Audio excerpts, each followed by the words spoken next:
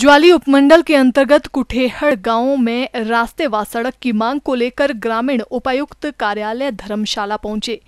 ग्रामीणों ने उपायुक्त को बताया कि लगभग 25 साल से रास्ते का निर्माण कार्य लटका हुआ है, जबकि मनरेगा के तहत रास्तों का निर्माण किया जा रहा है।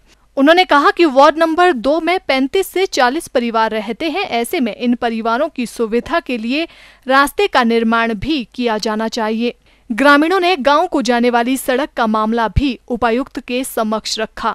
उन्होंने कहा कि गांव में सड़क न होने की वजह से किसी के बीमार होने पर उसे चारपाई पर उठाकर मुख्य सड़क तक पहुंचाना पड़ता है। ग्रामीणों ने उपायुक्त कांगड़ा से दोनों समस्याओं के समाधान की मांग की है।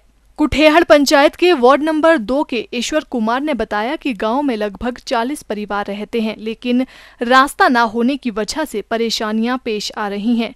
उन्होंने कहा कि गांव के लिए सड़क सुविधा भी नहीं है। ईश्वर कुमार ने कहा कि इन समस्याओं के बारे में उपायुक्त कांगड़ा को अवगत करवाने पहुंचे हैं और अगर समस्या हल नहीं होती है तो ग्रामीण पंचायत चुनाव का बहिष्कार करने को मजबूर हो जाएंगे।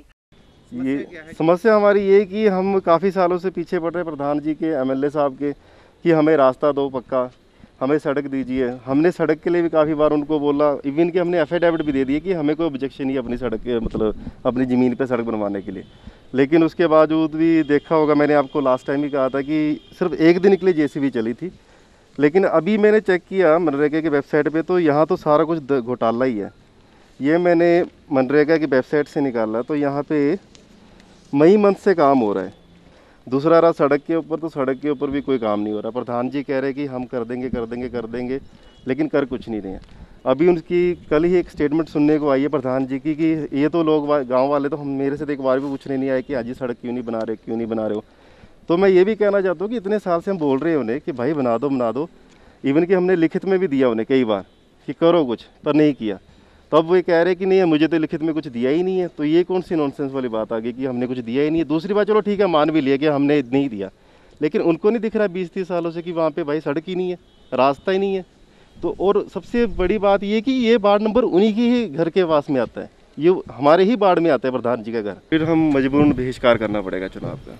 इसके लिए ये पंचायती चुनाव है जी। अगर पंचायती चुनाव तक भी नहीं हुआ तो फिर हम जो नेक्स्ट इलेक्शन आएंगे उसमें हम बहिष्कार करेंगे। वहीं उपायुक्त कांगड़ा राकेश प्रजापति ने मामले में त्वरित कार्रवाई करते हुए संबंधित बीडीओ को निर्देश दिए कि इसको मनरेगा सेल्फ में लिया जाए और काम जल्द से जल्द पूरा किया जाए।